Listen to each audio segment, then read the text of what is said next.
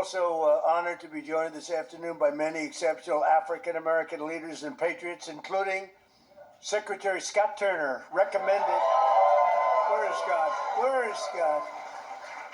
Will you come up here, Scott? He was recommended by somebody who's very special to me, Ben Carson. Ben Carson.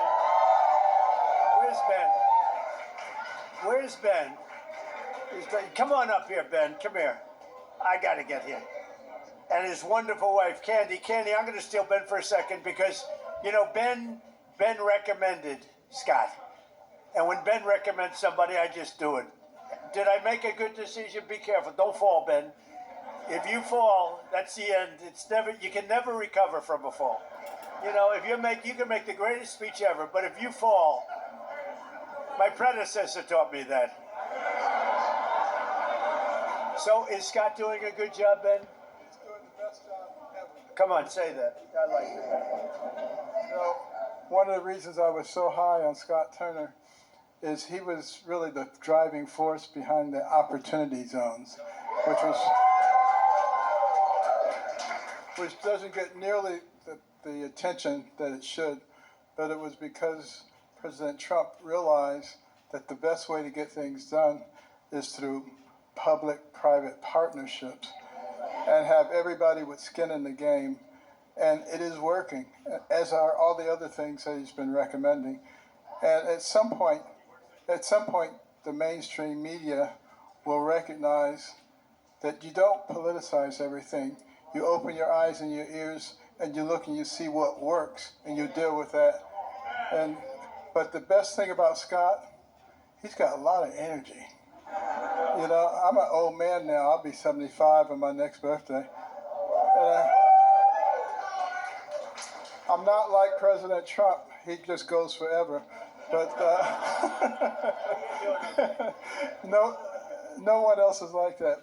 But Scott Turner, we call him the Energizer Bunny, and he is doing a fantastic job. And I want to congratulate all the people at HUD because most of them have come back and continued with what we were doing during the first Trump term, and it's fantastic.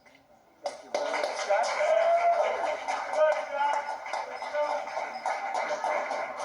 Well, just very briefly, thank you, Mr. President. We are so grateful for your leadership and for your heart for America.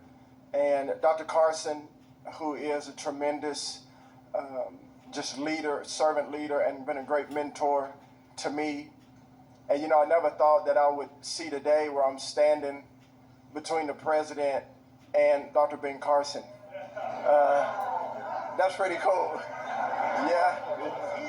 And so I just want to say to everyone that's here, you know, as we celebrate this special day in not only Black history, but American history, this year that we've been here, you know, under President Trump, the Lord has been so gracious to us, and he's been faithful, and the president has been a tremendous leader in his work ethic, his heart for people. And when he says America first, he really does mean America first. Yeah. And so, and to be able to stand on the shoulders of Dr. Ben Carson and for the president to trust Dr. Carson at his word is truly humbling for me. And so to stand now as the servant leader and the secretary of HUD, I'm grateful to the Lord. I'm grateful to the president and Dr. Carson. And I promise you we will continue to do good work and to make not just housing affordable and everybody achieve the American dream, but really to bring transformation. And so that those that are in our country who depend on subsidies and this, that, and the other will get off of that and live a life of self-sustainability.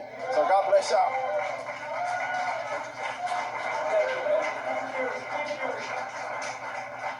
Thank you. And Ben mentioned opportunity zones. We did that, and I want to thank Tim Scott because he really, that was his baby.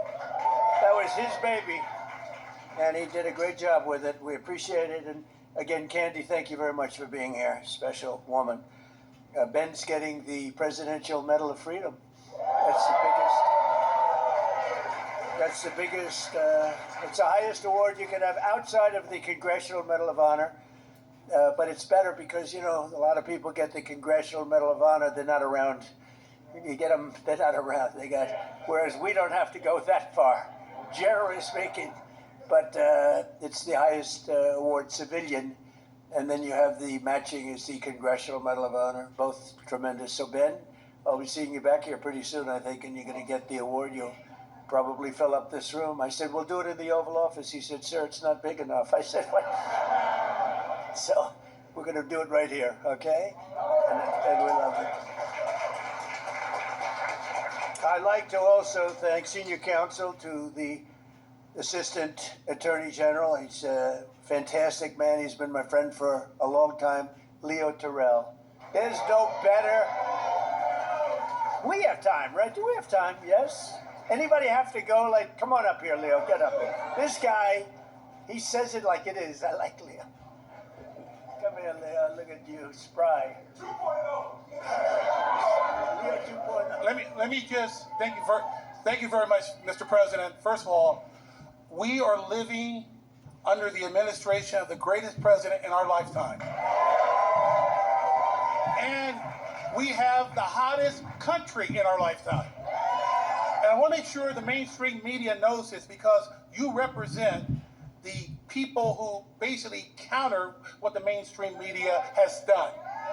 President Trump was the president who fully funded historically black colleges and universities. President Trump took the lead and performed criminal justice reform. President Trump made sure that we had opportunity zones. Let me close by saying this. This country is at a crossroads, and we have the right president at the right time. And if you want school choice, like I know you do, President Trump wants it. If you want a law and order society and secure border, President Trump wants that. And more importantly, I say this because this is the greatest country on the planet. American citizens should decide American election. Vote for the Save Act. Thank you. Leo 2.0. We know. we love Leo. Thank you, Leo. That was very good. Yeah, 4 more years.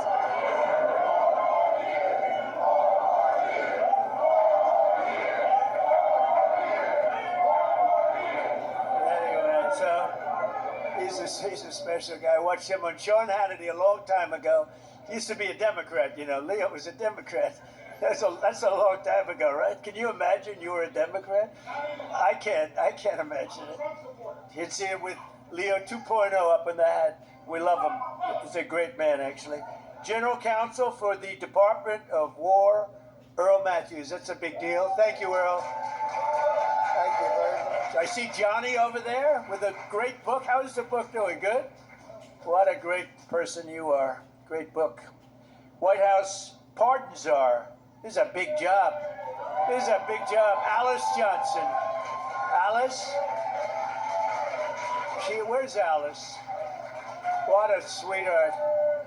I met Alice and she was incarcerated for what some people would say today is not even a fine, right, Alice? It's not even a fine. And I said, how long has she been in jail? 22 years. I said, 22 years? And right, Alice? And come on up here, Alice. Come on up. I said 22 years, and she was on a phone call. This was over a phone call. I know about fake phone calls too, Alice, you know, remember? They tried to get me in a fake phone call. But Alice was in jail for like 22 years. I said, how many years does she have left? 28. I said, 28 years left. And I said it, and I mean, she admitted she made a little mistake, but it was not the kind of a mistake that you serve 50 years in jail for. Like maybe a couple of months, maybe less than that. And I said, this is the most unfair. And then when I met her, I fell in love. I felt my wife was very upset with it. Our great first lady did not like that, Scott. She didn't like it, but Alice is great. And say a couple of words. It was so ridiculous. 22 years. She had 28 left. And I said, let's get her the hell out. And we got her out. We did a commute.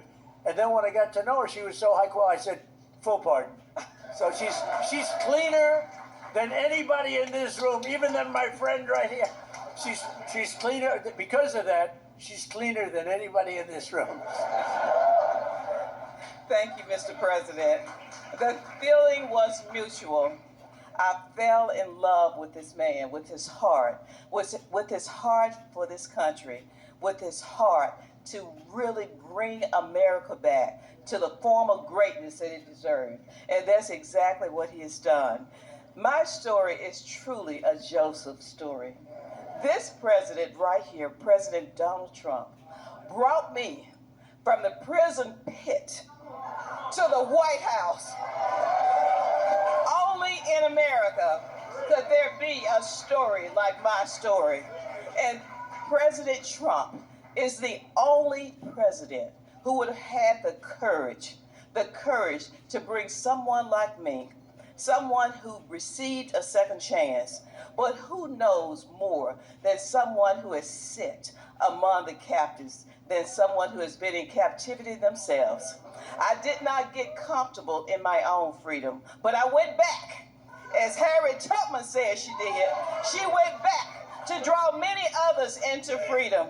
And President Trump has listened to those recommendations. There's so much more to come, because when you see me, you see a miracle. You see hope. You see second chances, and you see someone who is willing to roll up their sleeves and do the work, do the hard work to help individuals gain their freedom. President Trump did something historic in his first term. He signed the First Step Act into law.